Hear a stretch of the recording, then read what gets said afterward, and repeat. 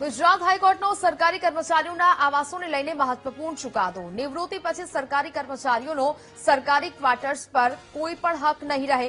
સરકારી કર્મચારીએ નિવૃત્તિ પછી ક્વાર્ટર પર અનધિકૃત કબજો જાળવી રાખવો ગેરકાયદેસર છે। સરકારી આવાસો છે, જાહેર સંપત્તિ, માત્ર નિયમો અનુસાર જ તેનો ઉપયોગ થવો જોઈએ।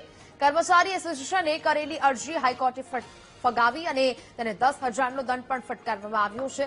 સરકારી મિલકત પર નિયમો વિરુદ્ધ કબજો રાખવાની મંજૂરી છે તે નહીં આપી શકાય।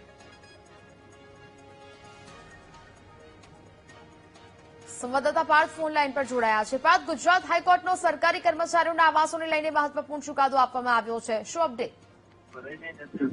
ગુજરાત હાઈકોર્ટે સરકારી આવાસ એટલે કે જે ક્વાર્ટર સરકારી કર્મચારીઓને આપવામાં આવે છે તે બાબતે એક મહત્વનો નિર્ણય હુકમ આપવામાં આવ્યો છે।